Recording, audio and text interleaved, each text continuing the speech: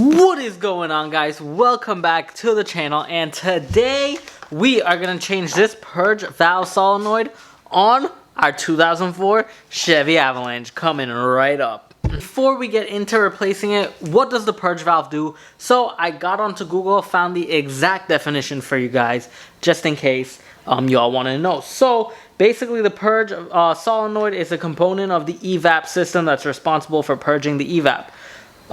It acts as a switch which allows vapor into the engine. When the purge solenoid is failed, it will cause problems for the evap system, which is a given. There is a bunch of information on this, more than what I just said, that I can send you and give you. Where'd the spider web come from? And I will put the link in the description for this. It's from autoblog.com, and you'll get all the information that you need. And one more thing before we jump right into the video: if you guys are interested in supporting the channel, supporting your boy, trying to get this channel to a certain place where it needs to be to help with bills and stuff like that, you can purchase your very own King Custom sticker and support it, put it on your vehicle. Let me see you guys when I'm driving down the highway, down the road, wherever I'm at. If I see y'all with one of these, I know you are a supporter. These stickers cost $6. If you guys are interested, just hit me up on Instagram, Facebook, or YouTube. I'll leave all the information in the description below for y'all. So let's finally jump into that video. But first, let's put this somewhere because this is pretty cool.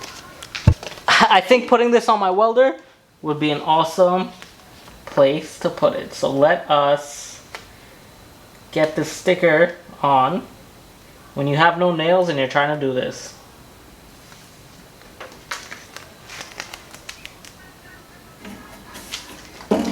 Like a glove. Now, let's get on to the video. Alrighty, so it's super easy to get this off. All you have to do is press in this white tab here. So we're just gonna press this right here, boom, and lift up. And there you go, it pops right out.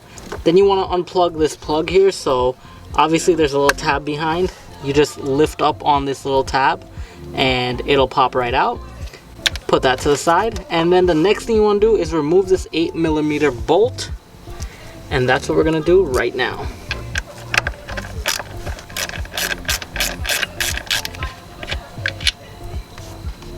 And this should just pull right out. There you go, pulls right off. Put it to the side and get the new one. Here is the part number for the new one. I'm not sure how well you guys can see that, if it's blurry or not, but there it is. And if you don't see it good, I'll put it in the link in the description below. It's the original OEM one. So we're gonna pop this in. Now before we do, we gotta make sure we transfer this rubber. What's the purpose of this rubber? I really don't know 100%, but we're just gonna put it on. And we're gonna place in the new one, make sure the O-ring is there, and it is. So we're gonna pop this in. Snug it in nice and tight. Plug back in our sensor and plug back in our VAP line. So there you go, check everything, and there you go.